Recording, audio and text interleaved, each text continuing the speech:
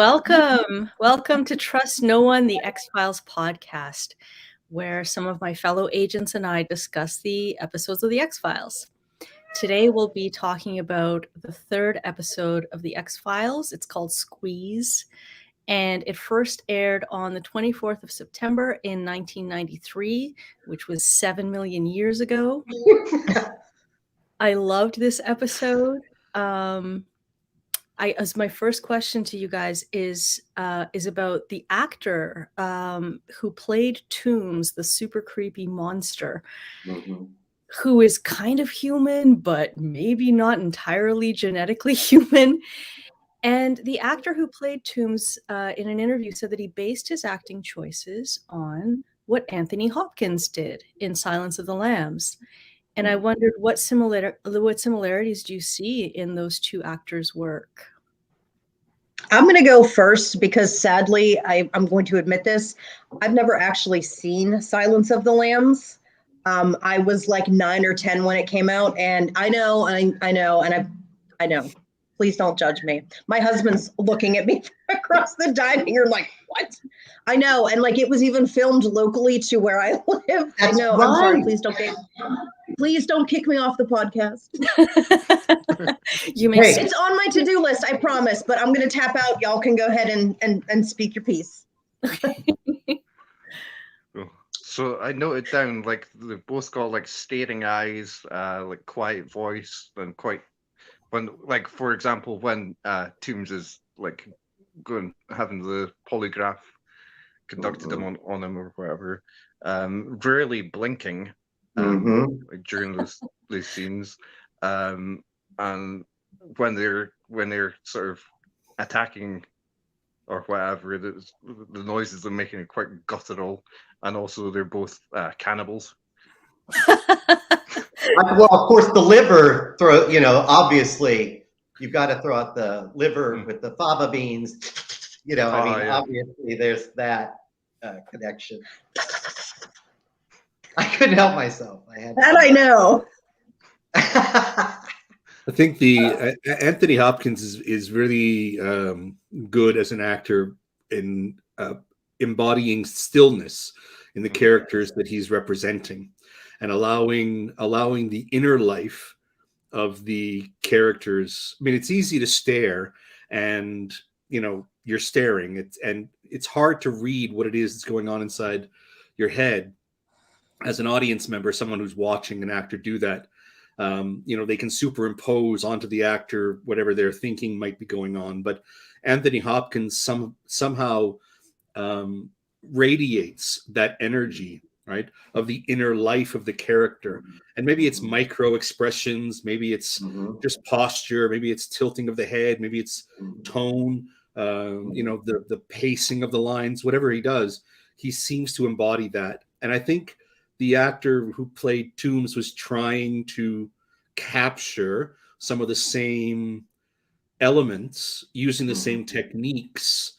But that being said, I'm not sure he was as capable as an actor as Anthony Hopkins was, or as successful, I guess, in the grand scheme of things. I would agree with that completely, actually. I know that one thing that Anthony Hopkins said was that one of the things he modeled his behavior after was, and you'll excuse me, Agent Michaels, for saying this, but it was cat-like was one of the things that he said was very important to the development of that character for himself. Yeah. And one of the things that Hopkins does that is brilliant and really amazingly hard to do is the way he controls his blinking in Silence of the Lambs. And that's something that's missing from the actor that plays Tooms when you're getting down to the nitty gritty of the acting, the physicality of it.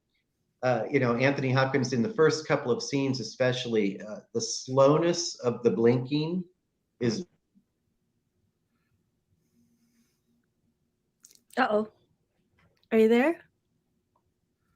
We lost him we lost him for a second. So Well, it's I was thinking But about I would agree with John. blinking. I think the idea of intensity behind the eyes and intentionality in the use of that physicality of blinking belies a certain life or a certain energy that the actor playing Toombs I don't think was able to bring together. Well, I thought it was like I really noticed how little and what choices Doug Hodgson, who played Toombs, was making in that scene where he's put through the polygraph test, because for so much of that he doesn't blink, and then there's like a question that he's like vulnerable to, or what I think it's maybe the 100 years question, or the one that Mulder like inserts. It's one of them anyway, and you can see like his eye movements are like, what? And after that, because he's like emotionally vulnerable, that's when he starts to blink. I thought it was cool. Yeah, I would agree. That I think it was the location, not the year, but it was the one about have you ever been to this location that startles him and breaks. Anyway, the character breaks from the don't give anything away kind of thing, and there was a moment of uncertainty, and that's the moment when the character becomes more interesting, right? Because there was life in that acting choice or that directorial, choice that gave the character something more than just a static kind of posture. Well, I think one of the things with his answers with that polygraph, like the last question they asked, I believe, was, "Are you afraid you're going to fail this test?" And I think that was the first time we actually saw any sort of like human-like emotion, where he kind of broke from that catatonic state, and he was just like, "Well, yeah, because I didn't do anything."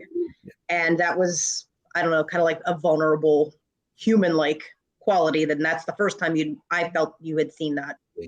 But I thought that Toombs was like fascinating and interesting from like the very first scene that he's in, because you see him like in the underground, or his eyes come out of the darkness, and I thought like that reminded me of, I think it's It, where you see like a clown in the drain system, Stephen King, It.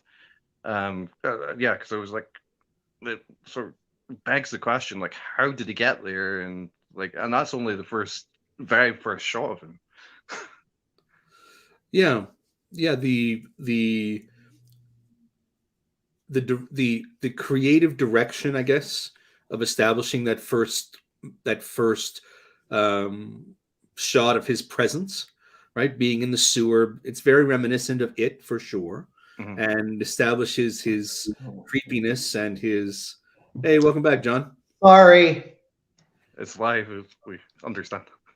It happens. Definitely establishes that this is a monster type moment, or a monster type scene, or rather show episode, and the what we were talking about with the character in his polygraph test was the blinking, right? The lack of the blinking and the staring. The nature of a predator on the hunt, right? A predator will stare and will keep the focus and intent and study. In that moment when he's in the sewer, right? That whole line, you don't see him blink, you see him staring. That's right. It really quickly establishes this is a predator.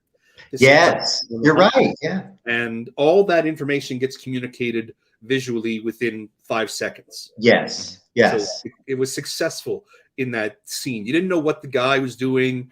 You didn't really, that he was walking and he was going to be an important part of this scene in the show.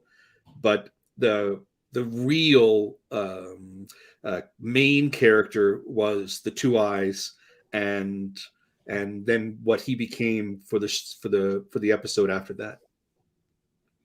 Yeah. I really enjoyed the acting, and I felt that he did a fantastic job of, on the one hand, being calm and still and almost catatonic, and then very quickly switching to, predatory, aggressive violence. Yeah. I thought Yeah. that was really interesting, and it did remind me of Anthony Hopkins' work as well in Silence of the Lambs, where on the one hand he's quite eloquent and calm and even Oh, charming, and then bam, he's gonna yeah. disavow you. Yeah. Yeah. It's And terrifying. I believed him both times. I believed him in both states. I thought it was I thought he did a great job. Now, of course, Anthony Hopkins is in his own category of acting, but I really thought that this actor was tons of fun. And I liked Yeah. his youth, actually, the kind of boyish quality. Yes. Juxtaposed with the fact that he's a very accomplished and actually very aged serial killer.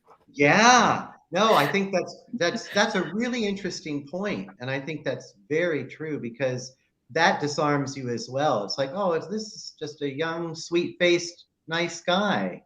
He's just a nice boy. Yeah.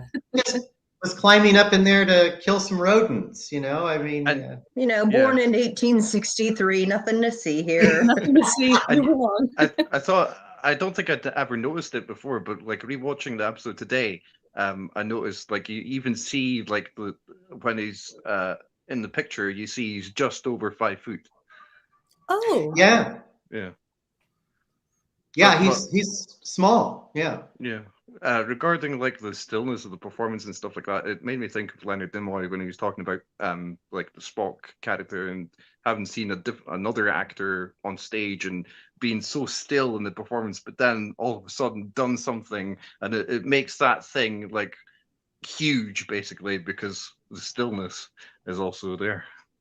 Because you're completely disarmed by it. Yeah, you're lulled into a sense of security, and too bad for Absolutely. you, because there goes your liver. Yeah. Yeah. And of course, immediately you don't know what's going on. You're thinking there's a grate that's this big, and yeah, he's looking in it, and the screws are coming out.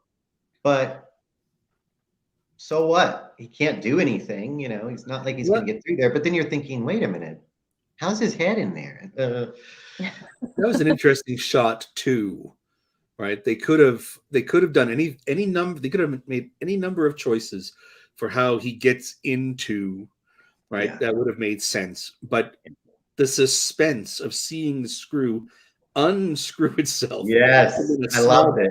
Yeah, was really, again, it heightened Yeah. the energy in that section or that act of the episode. Well, really. and when after he leaves, I thought, oh, this is great because it's a locked door mystery. Right. What happened? There's no way in or out of this room. So how did this person die? Ooh, that's great. Because we know as the viewers that he somehow got in, but it sets up that interesting old locked door mystery. And I love that. I thought it was interesting to read about his audition that he did, where the director Harry Longstreet said, like, go from a neutral position, and the actor was like, "You want me to go from a neutral position?" And then the director said, "And then I want you to look like you're attacking me." And then the actor repeated that as as a question again, but he understood exactly what was going on, but it was all like part of his performance for the audition. So, Neat. pretty cool. Yeah. So I felt that this episode, even though it was only episode 3 ever of the entire series, was very representative of the whole X-Files. And that's because it was very rich. It had comedy elements. Mulder had all these deadpan one-liners that were great. On the other hand, it was totally a horror show with a monster in it. On the other hand, it's kind of a drama as well. What is it? Is it a cop show? So what do you think that X-Files primarily is? I can't say. I'm too young. I'm too new. It's only my 3rd episode, so I can't say. And first watch through. it's the best of all of those things, isn't it? It's a Twilight Zone type of a situation in a way. Twilight Zone had everything. There were episodes that were mysteries. There were episodes that were dramas. There were comedy episodes, but they all shared a otherworldly bent. Yeah, I've been And thinking about like anthology series today where like there's, The Outer Limits, The Twilight Zone, Black Mirror, like all these sci-fi sort of based ones. But regarding like how you define a show, uh, I usually like go on what Wikipedia says, which I know like some people may not agree with that, but I looked up and it says like a sci-fi drama. I went and I Google searched to see what other people would categorize it as. And there was like a list of 5 or 6 different things. And they all had validity to what they were saying. I think if somebody said, well, what's your opinion on it? I would call it science fiction with a question mark at the end. And that's okay. Right now we're looking at this as a sci-fi series, and it's been, cast as that genre. But at the same time, they're also trying to prove the existence of some of these things. So is it real? Is it fake? So that's why I'm going to go with science fiction with a question mark. Well, I mean, when I was experiencing it like John is experiencing it now, right? Having never seen any of the episodes, just going through as a newbie completely to the series, it was, fascinating to see all the different unknown, right, stories. mm-hmm. Some of the stuff was based on true events, right? I mean, it was about the oddities of the world. But now looking back on it after, a lifetime, basically, of media, I would say that it's kind of like an exploration of the human condition. And it was Scully, and what made the story so great was that it was an exploration of their relationship as they were discovering truths about themselves and about the world and the institution, the FBI, that they were a part of, right? Mm-hmm. And it gave us, because we were exploring it through that lens, it gave us a really interesting take, because in life we are either the skeptic or the believer in a lot of things, right? In our own kind of spheres. So it was about watching them as they switched roles, as they kind of discovered things. And it was almost like what we go through in our own lives as we experience things and kind of make changes to who we are as individuals. So I would say it's more like a buddy drama with science fiction overlay that really studies the human condition or the human relationships. I don't know. No, I think that's interesting, because I think that for any show like this to be successful, you have to have engaging characters. Right. And you have both sides of the coin here. You have the skeptics that are going to watch, who are going to perhaps side with one side, and then the true believers that maybe are more inclined to follow the other side. There's a little something for everybody in the show.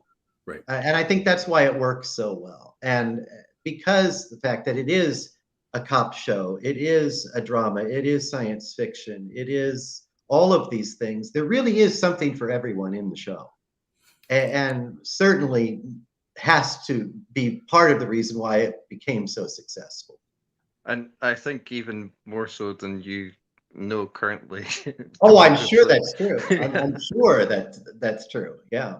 Because I was But I thinking see there's that already. comedy episodes and everything. And I know that when Chris Carter had gotten the call that they were going to pick up the show, and do you guys know this about, when he was in France at the time, and he was really into foie gras, which is where the whole liver idea came from to begin with. I did read this, yes. But I know that, he even was thinking, what do I want this show to be? And I think he wanted to throw a little bit something different into this episode to show the audience that it's not going to just be about this one mystery about UFOs. Right. Yes, that obviously is a driving force, and that's how everything starts. But he really thought about, well, okay, so now that we are getting picked up, I don't want it just to be about this. I want there to be different oddities. And of course, because they're all classified under an X file, that gives him all of that room to build on. And smart move on his part to go away from the aliens immediately and try something else. I don't think it's a mistake that it's still one of the most popular episodes because of that. I think that's what like the network, like Fox, asked for as well. Oh, that's certainly possible. Yeah, yeah. Well, there's a lot of interest in general population, general public, in cryptids, right? The mysteries, the creatures that exist in our world that we didn't think existed, but we find out that they do exist, and that leads to more speculation about Bigfoot and Sasquatch and the the abominable snowman, the Yeti, all ancient civilizations and hidden tech and all of that. So just because there's no evidence for it now, the absence of evidence doesn't constitute proof that it doesn't exist. Right. So people are really fascinated by these things because of the opportunity to see and learn and discover. And I think the show was earlier. The show was successful because it examined these things in a real kind of realistic fiction kind of setting. It set it in the modern times, easy for people to access life that way or the stories that way.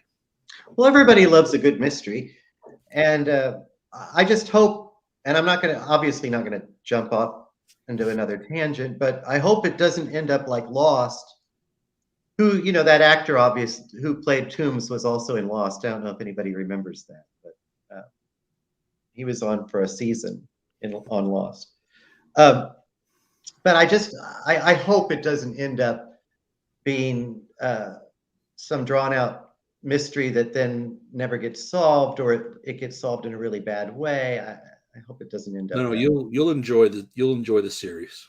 You'll enjoy the journey, but at the end, fans are divided. Some feel that it was satisfactorily wrapped up. Others feel that it was just a terrible hatchet job.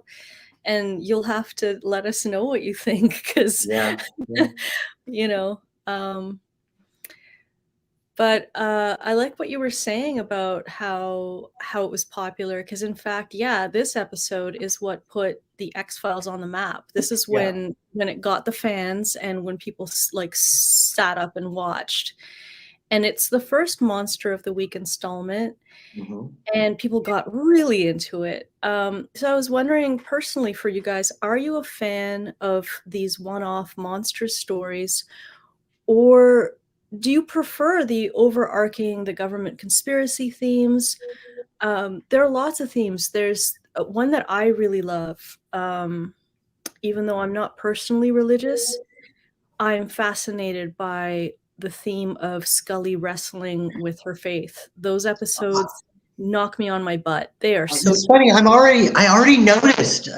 You know what I noticed immediately when I was watching this episode, and it's funny you should say that, because I was watching and I was like, she's wearing a cross. That's interesting. Because there aren't mistakes. There are no mistakes. Obviously, she's wearing a cross for a reason. And I noticed it in this episode, and I thought, oh, that's going to be an interesting journey, because obviously she's religious in some way, and she's going to have a lot of pushback in that way too. So it's so funny you should say that, because I immediately thought, ooh, there's a little more texture there than I already thought. She was already a skeptic brought in, to kind of keep an eye on things and keep a log of what Mulder's doing. But then when I saw the cross, I thought, ooh, well, that's interesting. And I bet that's going to play out some more. So that's good to hear that it does. Oh, Well, it does. I thought Agent it's Michaels, what? interesting. Oh, sorry. I thought it's interesting that the cross appears as early as the pilot, where she's in the car with Mulder and she's wearing the cross. Then, but I thought like this is basically like the first time I think that like attention is drawn to it, because there's the hand up in the ceiling that like grabs onto the cross. Well, I think in this episode, she actually has a different necklace on. She had both on. It was weird. And I think that goes to that point about the different directors, because at the beginning of the episode, she was wearing a crucifix, but when something gets taken from her, Yeah. that's not a crucifix. That's a different You're necklace. correct. And and I wondered about that. If you watch what she's wearing that day, because when I went back and I watched it, and I'm like, how did they get that off of her? But I think they did something at a point where Mulder, like her necklace came down and was kind of hanging. And if you can think too, he kind of like grabs it and adjusts it for her, which I don't think would even fly today. But I'm sure that was just to bring attention to the fact that she's wearing this necklace and he's going to take that as a trophy in a later scene. That's my guess. That's why they did that. That's interesting. Yeah. But they needed something because that crucifix, to take that small chain off because it her was neck, right against her neck. Yeah. right. Yeah. So that, because she's like, oh, I got stuck on something. Well, that was that necklace coming up and over. Right. Yeah, I love that. So yeah. they made it a subtle way to show, hey, this is something that's different. I'm not a huge fan of how they did that, because like that's one of those things that hasn't aged well. There's a lot of people like, well, that's inappropriate. Angel Michaels, I felt the same way. Of course, at the time, with kind of like a different sense of the roles of and the relationship between men and women in general, and what was acceptable, what wasn't, that probably was seen as, maybe a little bit, but we can let it pass. Right. I think it would have been completely innocuous at the time. I don't know. But things have just changed a lot. It was really cringeworthy, and it didn't age well at all. Interesting. I didn't cringe at all. Maybe it's just me going back in time. It didn't even occur to me that was an inappropriate. I honestly didn't even think about that as like being inappropriate until I had read something else in an episode that occurs later. Something that Mulder does, and I'm just like, wow, that would totally be deemed inappropriate for an office setting. So I'm not going to spoil that for you, John. You'll get to that eventually. But do you know what the episode is called? It's Beyond the Sea. Oh. Can I just? I want to speak to kind of the bookending that we often see within stories or episodes, right? So here's Mulder reaching out in what would be perceived as an infringement upon her personal space, right? But also could be seen as an intimate gesture between friends. That's how I take it. That's how I read it. Yeah. Yeah. Right. And then later, at the end of the show, right, we see when Toombs is in his last moment and Scully and Mulder are walking away, she touches him in a intimate kind of way on his arm. And I would say that bookended a shift in their relationship. Whereas in earlier episodes, that teasing they had, right, established a friendship, but then the intimacy, because it was both characters having done it, at different moments in the scene, or it's in this episode.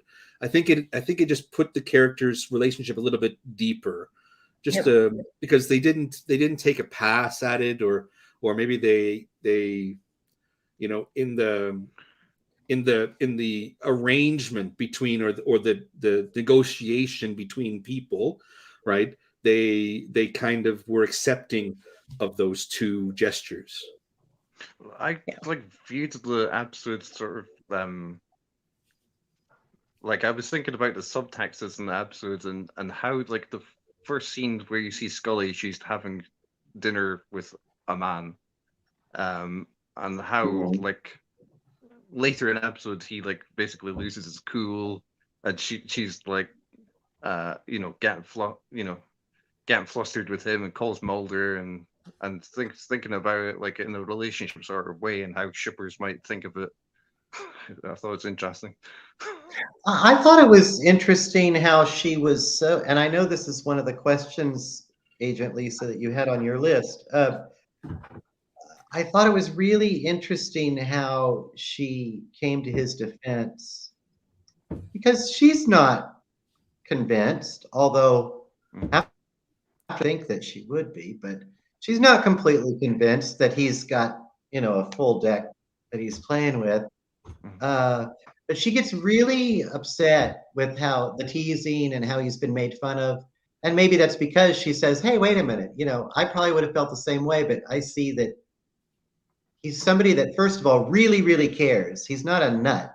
He really cares. That's why he digs into these files, because he really wants some resolution, not only for himself, but for the people that were involved in these old cases.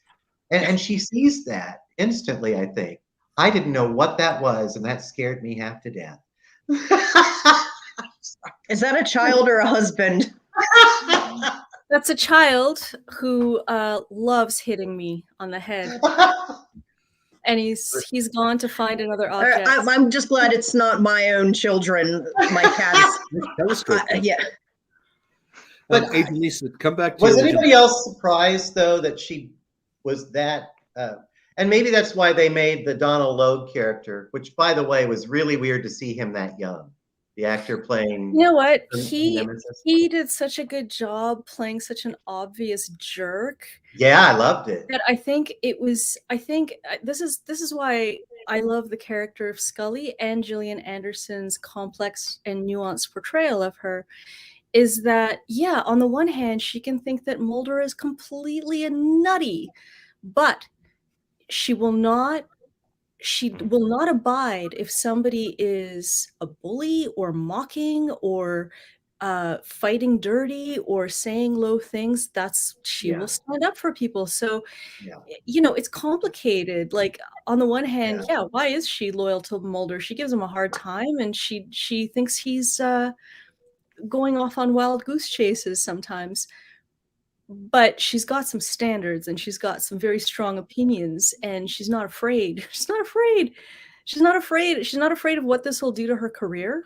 If she disagrees. She's clearly an ambitious person, but ambitious for her own goals that maybe sometimes seem mercurial. I think she just cares about finding out what the heck is going on. And when the agent Colton asked her, like, whose side are you on? And she said the victims. The victims, which shows she's not willing to go. She's not willing to do things for herself at any cost. She has, she's not going to do that. She's not going to do things just to get ahead. I know that, Lisa, this goes along with one of your questions that's going to be coming up in a little bit, so I'm not going to go too much into it, but I think that there's a motivation there brought on by just some of the experiences that she is probably not used to having, and it doesn't have anything to do with paranormal. And I'll, like I said, we'll come back to that when we get to that question. I'm going to go back around to what you had asked initially, just first Monster of the Week episode. Is that what you prefer? Do you prefer the mythology? I'm dying to know. Like, do you actually like the monster stories, or do you think that they're a distraction from the real themes? For the most part, I do really like them, and I'm going to tell you why.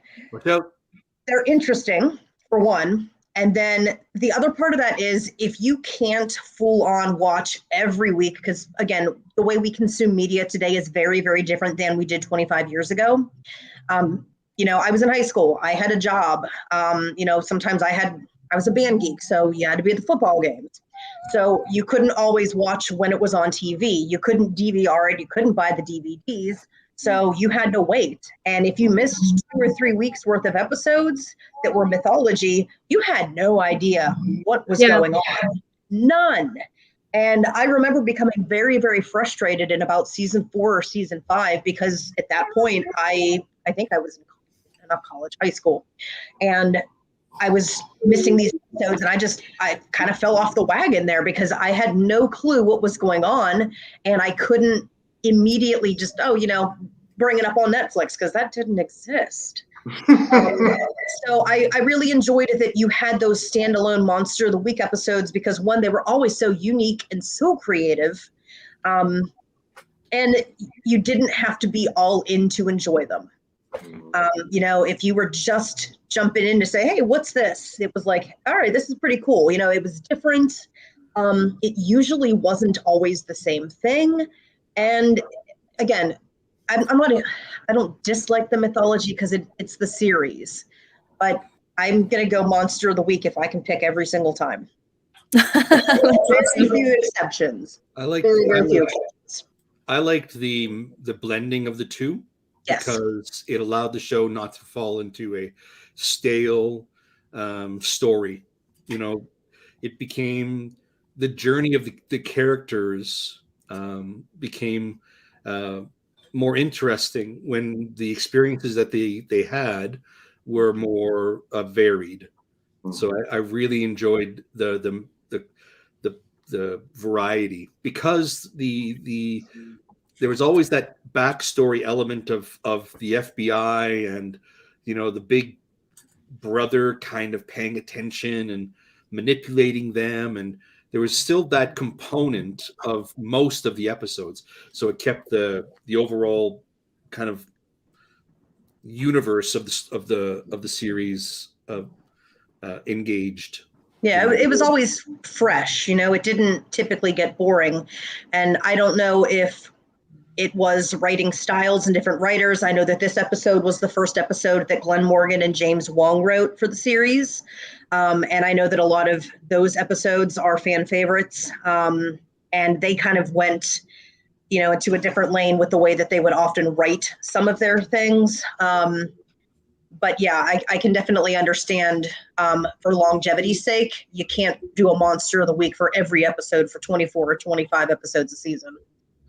Well, and sorry, I was going to carry on with the comment you guys are making earlier about Scully and why she stood up for Mulder. I don't think she stood up.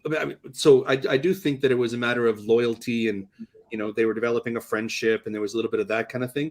But that whole episode with the other agent coming up, and the experiences there was always an undercurrent of like jocular humor and, misogynistic kind of, haha, aren't we so clever? And that was the kind of institution, the structure of the FBI. And we were seeing it through Scully's interactions. So it made her feel very uncomfortable. So of course she's not going to participate in those kinds of things. It became very clear when she said, I'm on the side of the victim. Right. I'm not on anyone's side except the victims. It was clear that it was a professional kind of focus for her. Mm-hmm. And she wasn't really interested in playing the old school or the, old boys club kind of rules. And if Mulder was being bullied by that, then of course she was going to side on protecting or supporting or helping him withstand the same kinds of misogynistic kind of things that she herself had to deal with as a woman through that kind hold on. career. We're going off the rails here.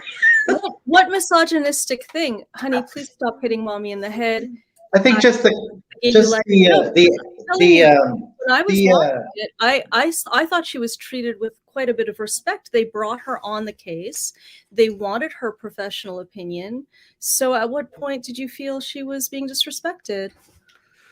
Oh, I felt like it was what you were saying. It's just the atmosphere of the bureau itself that, there were very few women at the time that were agents, and it wasn't shown, but I thought I'm gonna agree with these guys. I think with Agent Colton in particular, I think he had a chip on his shoulder and thought better of Scully. And it's like, she didn't pick this assignment. She got assigned to it, hence the name assignment. she's doing her job, but it's like I felt like he was almost belittling her for working with him. And it's like, okay, it wasn't overtly done, but I felt like there was, you know, in addition to just kind of a, ooh, why are you doing this? It was like a lack of respect there. She didn't get to choose that. And then I also think that just she was like the only female, and it just, I don't know, you know, again, that undertone of misogyny in the government. I remember thinking after the episode was over that I thought, well, it's an interesting title because there's an obvious reason that it's called Squeeze. But I kept thinking it also referred to Scully. Isn't that funny? I just thought, you know, she's being squeezed in this job that she has to do. She's kind of, you know, which way is she going to go? She's kind of being forced into this. First of all, she didn't really want to do this, I don't think. But I felt like the title kind of referred to her as well, and her beginning this journey and how difficult this was going to be for her. I think there's sort of a disrespectful or sort of came across as like snide comment when there's the FBI guy who says, like, if you don't mind something more down to earth or something like that. Yeah, I think Agent Lisa, I think you're right. She was included in some of these including these meetings. Her opinions are being asked, but it always struck me in those conversations that they expected her to go in a very specific direction, and they didn't expect her to have any free will or make any choices that were unexpected. Right? They expected a certain line for her to keep, and even Agent Colton, was that Colton? Tom Colton. At the end, or there was a big confrontation scene where he says, "I thought you were a good agent." So the assumption, right? The belittling. Yeah, what does that have to do with misogyny? Like, if it could have to do with her youth, you know, he could have said that to a man. I thought you were a good agent. You know, I don't really see the misogyny there. Maybe I have low standards. That's fine. I mean, we can disagree. And it is. I think a lot of it is a matter of interpretation, and that's why we watch things. We can interpret it how we interpret it. So it was a subtle threat that I saw from the male dominated either superiors or and belittling her in a way. And there was a little bit of that belittling that occurred, and you either do what we want you to do, or something's bad. You know, you're not going to get any traction, any movement. And I just thought that was misogynistic. I just thought it was an inappropriate. So anyway, moving on. Can I ask you guys a question about near the end of the episode that really bothered me? And give me your thoughts on this. Is that okay that I jump ahead like that, or no? Of course. Because it's really bugging me. I want to make sure I get it out. All right. The big confrontation, you know, he's attacking her. How do they get him in handcuffs? Why can't he just squeeze through it? Yeah. Oh, that drove me nuts. That's the only thing I didn't like. The only little squeeze. Why didn't he squeeze? Okay. Only thing I didn't like, and I'm sure it was just a writing thing, and they just glossed over it. But I don't know if does that ever come back to play? He's obviously going to come back. I mean, obviously he's going to come back, and if he doesn't, I'll be really upset because clearly they set it up at the end. He's, you know, licking the paper. He's making another nest. He sees the hole or he sees the slit where the food's going to come through, and he's like, I can get through that. He's so delighted by that tiny slit. I know, because he's like, oh, I can get through that. He knows he can oh man, that drove me nuts. It's like they put the handcuffs on him, and I'm like, wait a minute, you can't catch him like that. Is that just a I mean, maybe it has Well- to be with like the mental state that he's in when he's I really thought about that concentrating. too. I don't know. I thought about that, and so maybe that's just not something. Maybe it's just a thing, and You're you right, overlook it. Agent Michaels. No, What that's a if he good just catch. wasn't hungry? What if he just wasn't hungry in that moment? Well, see, So he yeah, gets I want, his- but he was because he was trying to eat was. her. Well, there's two things I thought of. Sure, Like he was maybe hungry. like his energy is just like spent, or maybe there's something to do with the metal, a bit like we see later in like season 9. What I wondered is, Magnetite. and I wondered if it was going to come back. I thought, well, maybe he purposely wanted to get caught because he's going to come back and do something later. And that's the only. Since I haven't seen it, obviously I don't know, but I just wondered. And maybe I'm just being really too nitpicky. It seems to me like he needs like a lot of energy and stuff like that, you know, because he's like hibernating for so long. You know, true. having to go to these extreme lengths to take livers from people rather than eating normally. It's like quite extreme. You know? But I do have thought to- it was the same, John. I thought it was weird. Okay, so I it's just wonder- probably just a writing thing, and they didn't. I'm wondering if iron maybe that out. it is an issue of like trying to protect himself. You know, when he has gone and squeezed through things, he's always been undetected. Nobody ever saw him. So perhaps he didn't want to blow that cover by just, you know, squeezing right out of those handcuffs and going. They already knew, so it didn't matter. Oh, yeah. But he may not have known that they knew, which that just sounds really confusing. 'Cause there's No, I also the- understand. there's Well, also and the two, complication that Scully's got a gun. Right. Oh, that's Yeah. a good point. yeah. Can I? One other quick thing. I don't mean to keep jumping in like this. I'm sorry. Oh man, it just flew out of my head. When you were talking about what the show was, one thing that I thought was interesting that they did tie in with it was it's still to me is a government conspiracy-ish kind of story because obviously somebody has done this to him. And I think Mulder even mentions in the episode that, you know, who knows, maybe it's genetic experiments by the government that, you know, did this to him. And I thought, well, that still ties in with, you know, the idea of government interference, hiding these things, and Black ops kind of stuff. yeah.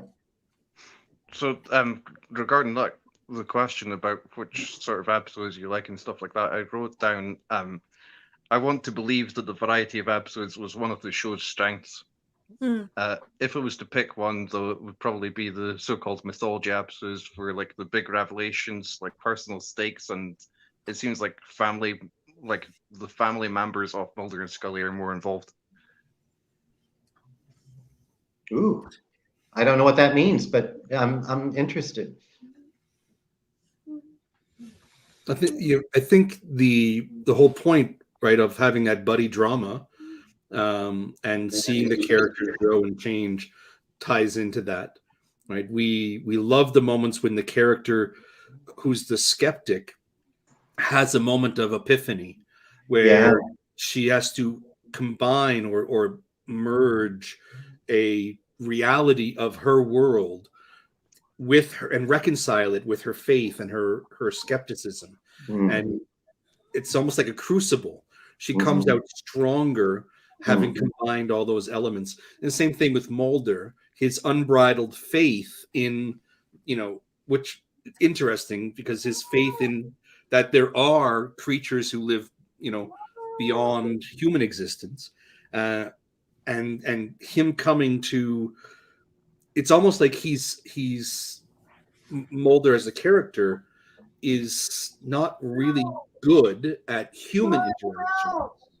So he develops stronger intimacy with people and you know, specifically Scully, but he also has a bond with others, and it's a whole journey for them. So whenever they have those personal epiphanies throughout the series, that's almost cathartic for the viewer as well, because you know, it's like, oh my goodness, look at that, and we appreciate their discovery for our own. So, I suppose that ties into like another question, like what scenes are appreciated from this episode? What was that? Favorite I scenes? actually like the first scene because it made me sad. The first man that gets murdered, I hate that this obviously nice man, loving to his wife, picture of a baby on his desk, he's just had a hard day at work. They didn't Yeah. they didn't like his presentation. He has to work late, and then he gets killed. It's my personal opinion that if you're going to get murdered, then that day should be the best day ever. You should get everything should go your way. Like long lost girlfriends and boyfriends should call you up and apologize. It's so unfair that this nice man got totally murdered after a bad day. And So that's yeah, why I can't liked the even scene, because it made me emotional. he Yeah. can't even speak to his wife. That's and right. He leaves a message. That's right. I wrote down that same exact scene, saying like I love it, and what really stood out for me in that scene is there's a shot where I always think it's a puddle of blood, and then it turns out to be like a coffee spill. Oh yeah, yeah. Agent Lisa, I would agree. I would think that scene. I don't. I have a different scene that I liked, but what you just described as the murder should have the best day ever. That's a short scene. That's a short movie. It's a 2 or 3 minute movie where this guy's going through the best day, or this woman's going through the best day possible, and it ends with like this shocking. It would be so sad. But don't you think obviously we get more invested because he's not a jerk? At first you're not sure who he is when he's just walking with a suit. It could be some, jackass. We don't know. But then he gets to the office and it's like, oh, he's actually a nice guy. And then he gets killed.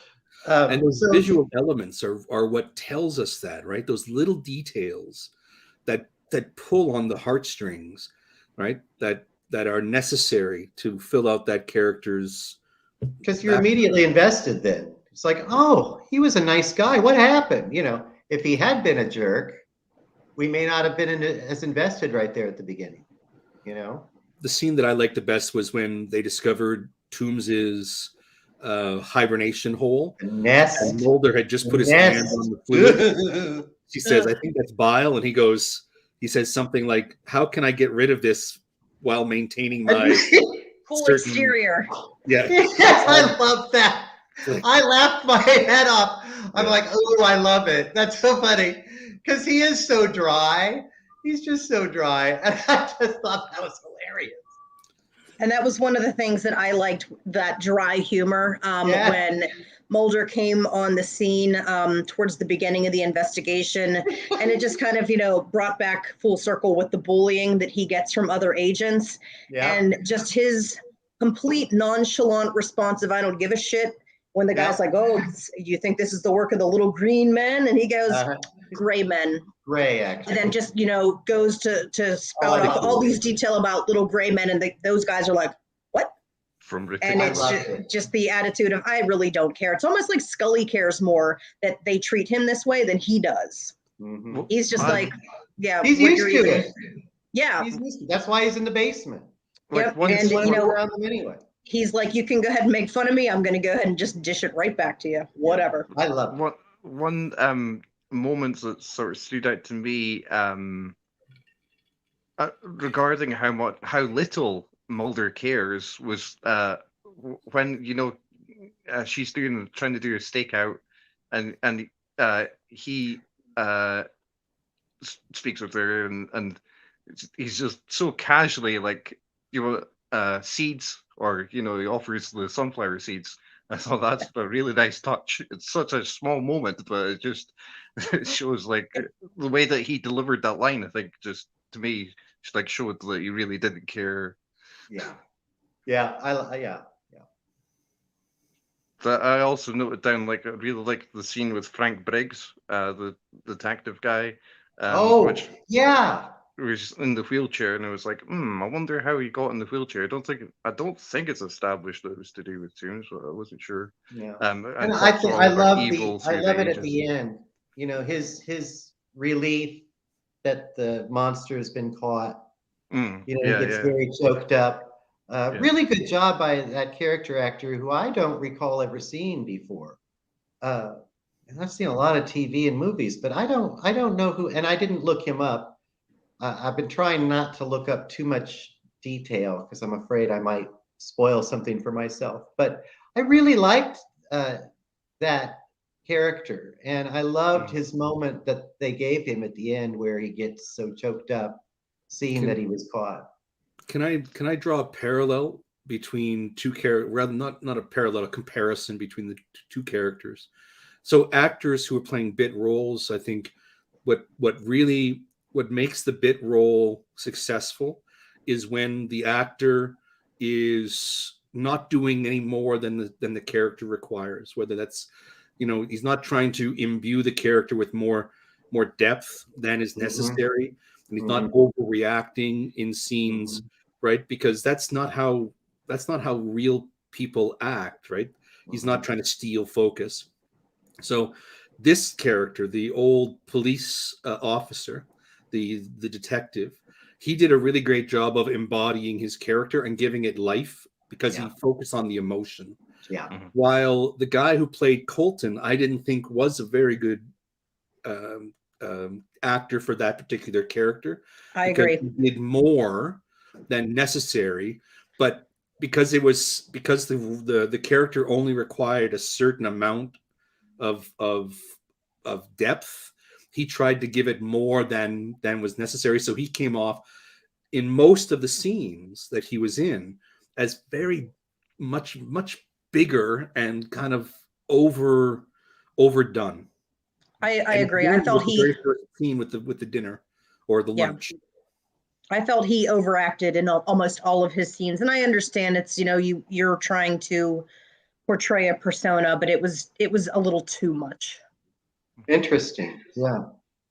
I I like that. also note down like the chimney scene. I thought it was interesting to read about that, where the actor, well, actually they hired a contortionist and they did it Yeah, like all in the one take, and then just added like the noise effects. Didn't add any visual effects apart from when you see his fingers actually reaching down the chimney, and it's so very slight visual effects they added CGI. Those stretching fingers. I loved it. And then also, there's a shot of like Mulder and Scully when they arrive in, I think it's 66 Exeter Street where Toombs lived. And I thought that's cool because that's like in the opening credits and was for years. Oh, you mean the scene where they're when they have their flashlights? Just when you see them like open the door, basically, of that Oh, apartment. okay. Interesting. So the director of this episode, the more I read about him, the more he comes across as a jerk. He didn't want to follow the script. There were some scenes that he was meant to shoot that he simply refused to shoot. He didn't get along with the crew or the actors. Who directed the episode? Do you know the Paddy name? Longstreet. I'm sorry, I do know, but I forgot his name. Harry Longstreet. Harry Okay. Longstreet. So he I was don't know the name. replaced during filming, and some shots were missing or had to be reshot, and a lot had to be fixed in post-production. So my question to you guys is, can you tell, or is there anything choppy or missing, or did they do a good job? I usually notice stuff like that if the tone changes, and I mean, it didn't jump out at me at all, but I thought again, my first time watching, so maybe for you guys who've seen the episode probably more than once, you may have noticed something I didn't. I thought the FBI scenes, anything to do with the FBI agents, the group shots or the Colton, those are the only ones that stand out as being kind of a little bit Wonky. off, given the rest of the episode. So it's possible that some of those were shot by the first director or set up or whatever. But no, I think overall it was pretty good. I agree, and it wrote down. I thought they did a great job. There's one scene, however, that like really stands out to me I think it's where Mulder is like in a car, gets out of the car. The car is parked in an alley, and you see like his back, and he says like, "Where's everyone, Scully?" Or it's lines like that. And I thought like that's really quite obvious ADR, additional dialogue recording. But apart from that, yeah, I thought it was interesting. really well Interesting. edited, and apparently the editor worked on it for a long time, as did actually Morgan and Wong, who wrote the episode. Yeah, nothing really jumped out to me. I feel like if I went back and watched it again and looked for stuff, maybe I would catch something, but there was nothing in that I thought was like a blaring, continuity error or something like that.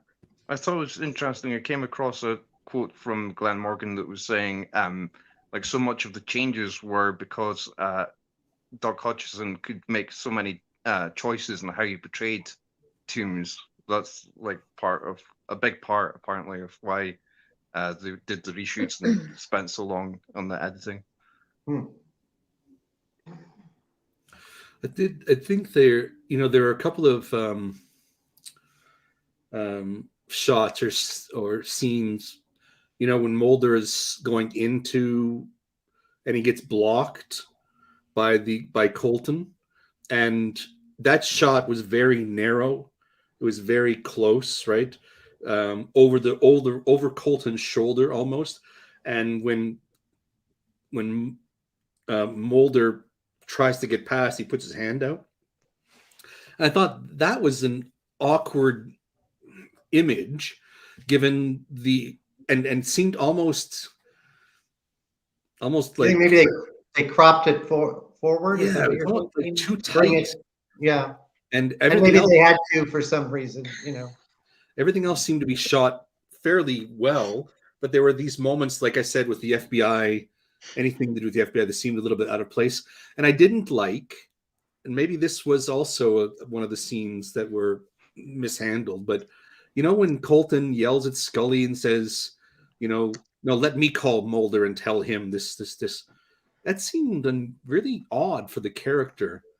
So a director would try to find ways of, I imagine, trying to soften those things out. Maybe, if the actor's going a little bit too abrupt, or maybe it was the director's vision to be that, surly or vindictive. I don't know. It's the character didn't play well for me.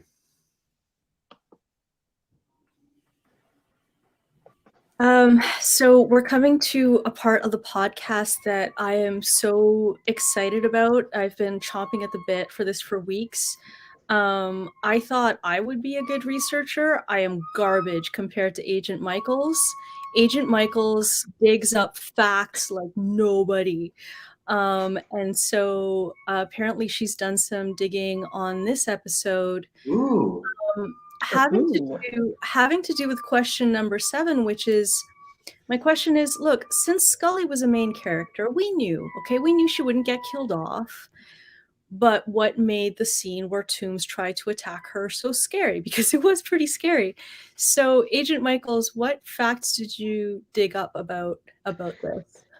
I have a couple of different books that I have read or am in the process of reading about the series. And one of the things that they were discussing in separate from the text itself was just like little anecdotes from speaking with people on production. And with the format of Monster of the Week really kind of being something new for them, Chris Carter had the opportunity to speak with Rick Carter, which I don't believe there's a relation there. And he is a production designer. And, they were just kind of shooting the breeze there, talking trade. And Chris Carter said, how do you create something that's really scary, but still following like standards and practices for television, staying within those parameters? And what Rick had told him was basically make your life easier, and you don't show that. What he said was, you leave that component out because what you actually make up in your head is scarier than anything that you're actually going to see on TV. And I think that's the idea of, we're all our own worst enemies. Yeah. So, You know, what I'm thinking is the absolute worst thing to happen, you know, when they cut off and you just have somebody screaming and it's like, you know, you died, but they don't know how you died. Yeah. You know, he said, just leave it to the imagination and let people run with that. And, you know, it makes your life easier having to put this stuff together. You keep it within the standards and practices. And, you know, Chris Carter credits him very much with kind of keeping that in the format with Monsters of the Week specifically. Oh, interesting. And, you know, that was just kind of one of those random things that you don't hear a lot about, but I you know, love that. he took that to heart from a very, very early point. And, you know, now you're going to think about that when you see a lot of the things that happen. And it's like, why'd they cut it off right there? Well, you know, let your imagination run wild. You can think of 110 different ways that scene could have ended, because, you know, in his mind, that's scarier than actually showing it. Yeah. It's the Jaws phenomenon. Yep. You know, I'm sure you all know, you guys are probably geeky enough to know that the only reason that we don't see the shark more is because it didn't work. The mechanical shark didn't work most of the time.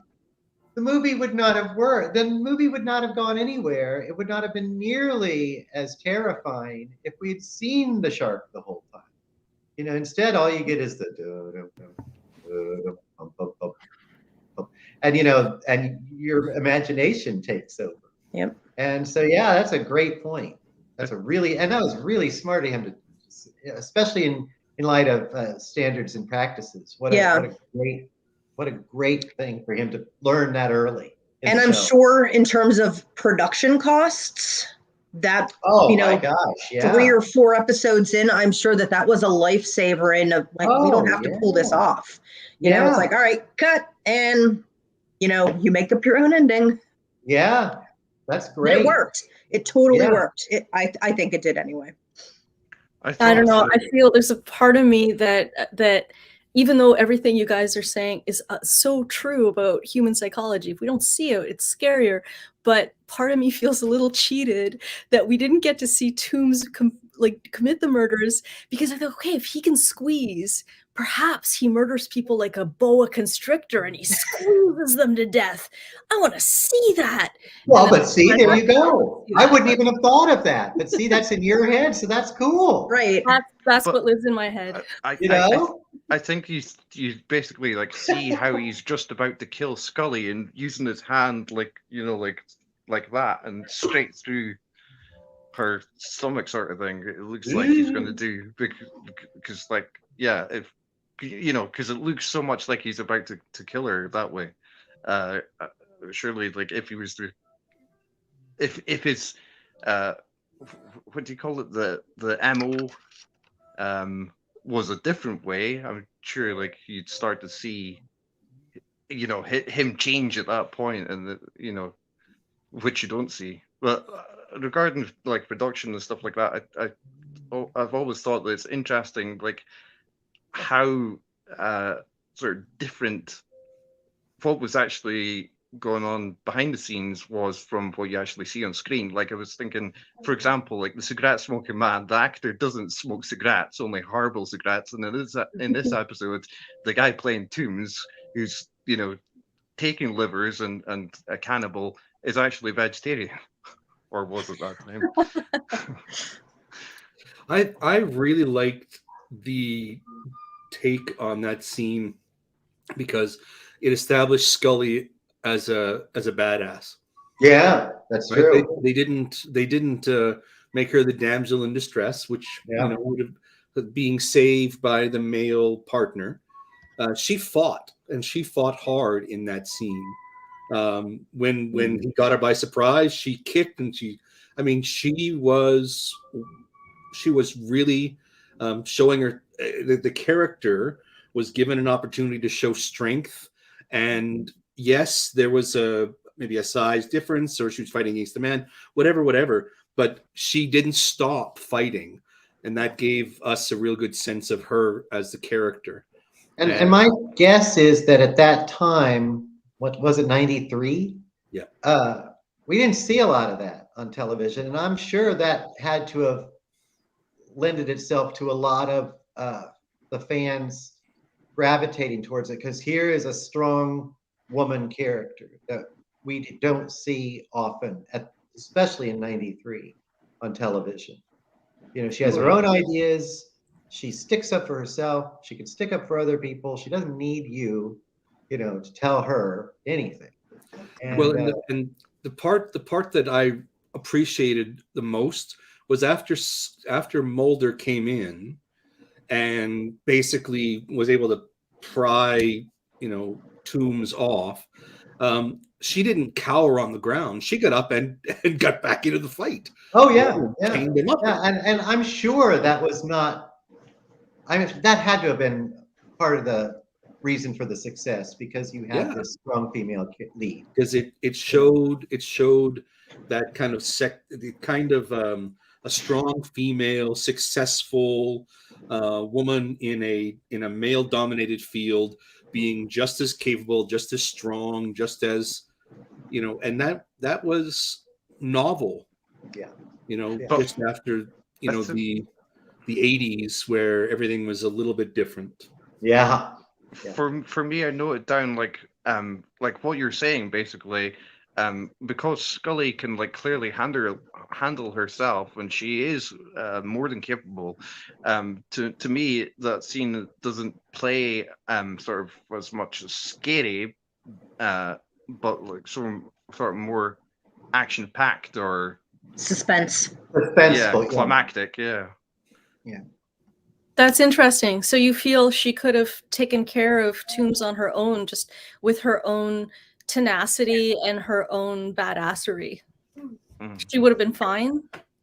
Oh, I don't know about that, but I don't know. I don't think I mean, obviously the male characters that got it earlier weren't fine. She probably wouldn't have been fine without assistance from somebody else. But it wouldn't have been any different if it had been the male agent, you know, at that point. And I think that's what's cool, is that they, you know, just because she's a female, they didn't soften any. I think maybe like over the years and stuff like that, I've built up like the characters Mulder and Scully in my head to be basically like pseudo superhero, basically. So that like I'm like, yeah, she can definitely kick Toombs' ass, even though she may not, you know, practically be able to, because the characters are supposed to be human at the end of the day as well. I don't know if she would have been able to take him on her own, but I think in the least, she would have put up a hell of a fight. Mm-hmm. And that, I think, was different than what we would see on TV during that time. Oh, yeah. But also, she could have made the choice, right, to have her win and beat Toombs on her own, which would have been fine, but it would have taken the relationship between Scully and Mulder in a slightly different direction. This again, they operated as a team, and and it's that bonding moment, you know. Just as she came to his defense, and together they were able to overcome. And I think that was one of the successes of the show as well. It was a buddy show between male and female characters with different perspectives and different strengths, and they made it work. And I think that reinforced. It always came back to, and the end of this episode is an example, they would always demonstrate that they had each other's backs. Yeah. Well, remember when, and I don't remember now which episode it was. I've only watched 3, but you know, my brain. But you know, he was completely destroyed in his mind, and you know, his memory had been wiped, and she's right there taking care of him, right there, right? You know, so that's he had to be the vulnerable. He was the vulnerable one, and she was like, "I've got this. You're going to be okay." You know, earlier in the show, you know, when he saw somebody in the vents, he ran and called for her to come and help him. Yeah. Right. So he could have easily just kind of handled it and called for, you know, Scully, get somebody. But, you know, he ran to get her attention, and together they confronted the, you know, and she's the one who pulled the gun. Right. Yeah. So, I mean, all these things point to her strength, or her kind of her fit into the role of what we think of as an FBI agent.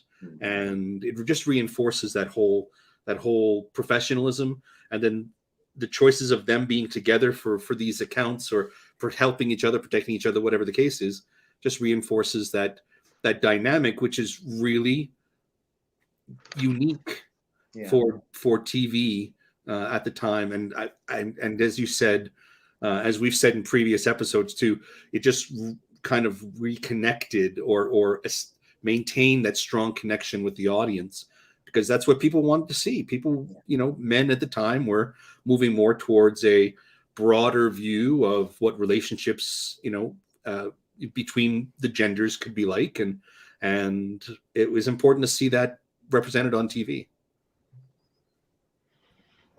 I think that's what I loved most about the series. I'd never seen anything like that. A man and a woman in an equal setting, equal expectations, and they respect each other, and they also rib each other, just like you said, Agent Brad, like buddies, and like a buddy ensemble between a man and a woman at that level was, I think, very sexy to everybody. I think anybody that watched that in the 90s was like, that's what I want. I want a Mulder and Scully relationship. Yeah. There was a line except for actual bonking. That's right. Well, not, okay, no spoilers. But wasn't there this line where Scully was offered a role, to stay with the other investigation, and he was saying, look, I understand. There was some line that he said about, this is what I like about you. We can disagree. Anyway, there was this really, I thought, a really nice line about equal mutual respect, even though they were different ideas. They can still have differences, but still respect each other. Right. So there was the scene with the necklace where he like stops it from bobbing. That I know what you're talking about. Yeah. Yeah. Maybe I don't have the lines in my head because I was too focused on the cringiness of him reaching toward her, and entering in her personal space.